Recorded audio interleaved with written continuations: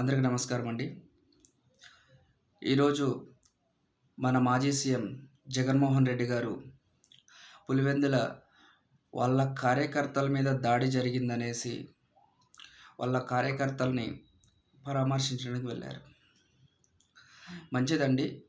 మీరు మీ కార్యకర్తలకి అండగా నిలబడడం అనేది మంచి పరిణామం. అది చాలా మంచి దిక్సూచి కూడా. అయితే నా క్వశ్చన్ ఏంటంటే,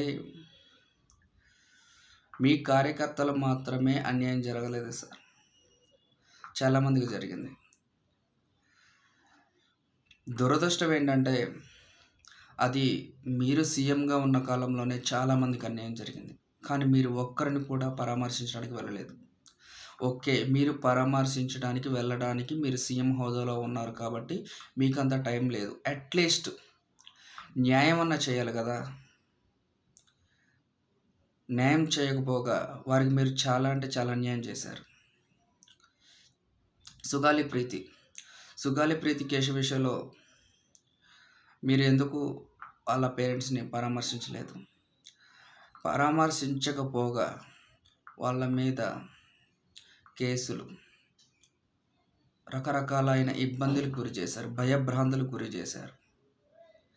ఏ పవర్ లేని పవన్ కళ్యాణ్ మాత్రం వాళ్ళని కలిసి వాళ్ళకి ధైర్యం చెప్పాడు. అయితే నా క్వశ్చన్ ఏంటంటే, మీరు ఓన్లీ మీ కార్యకర్తలు మాత్రమే పరామర్శిస్తారా? మిగతా వారిని పరామర్శించరా? నా ఉద్దేశం ఏంటంటే, ఓన్లీ పరామర్శించడం కాదు, వారికి న్యాయం చేయటం. మీరు సీఎంగా ఉన్నప్పుడు వాళ్ళు మీ కార్యకర్తలు అయినా కాకపోయినా అది మీ యొక్క అకౌంటబిలిటీ అంటారు కదా సార్, జవాబుదారీతనం. మీరు 5 కోట్ల మందికి, ఏపీ ప్రజలకి మీరు సీఎం, మీరు 5 కోట్ల మందికి జవాబుదారీతనం అంటే ప్రతి ఒక్కరికి న్యాయం చేయాలి, ప్రతి ఒక్కళ్ళు అడిగే క్వశ్చన్కి మీరు సమాధానం చెప్పాలి. ఆ ఒక్క ఫండమెంటల్ రైట్తోనే నేను ఈరోజు మిమ్మల్ని ఈ క్వశ్చన్ అడుగుతున్నాను. మీరు సుగాలి ప్రీతి కేసు విషయంలో మీరు వాళ్ళ పేరెంట్స్ని ఎందుకు పరామర్శించలేదు? వాళ్ళు మీ కార్యకర్తలు కాకపోవడం వల్లనేనా?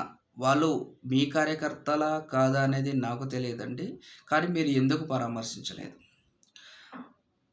ఒకవేళ మీ కార్యకర్తలు అయినా కాకపోయినా వాళ్ళు కట్టే పన్నుల డబ్బులతోనే మీరు శాలరీస్ తీసుకుంటున్నారు, మీరు ఆ విలాసాలు అనుభవించారు, మీరు ఆ అధికారాన్ని, మీరు మీ మంత్రులు అందరూ ఆ విలాసవంతమైన జీవితాన్ని అనుభవించారు. మరి వాళ్ళకు మాత్రం మీరు ఎందుకు న్యాయం చేయలేకపోయారు? మీరు దీనికి ఆన్సర్ చెప్పాలి.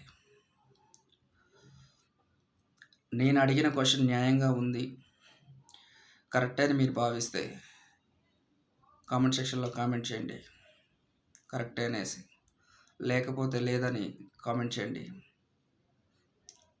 Thank you.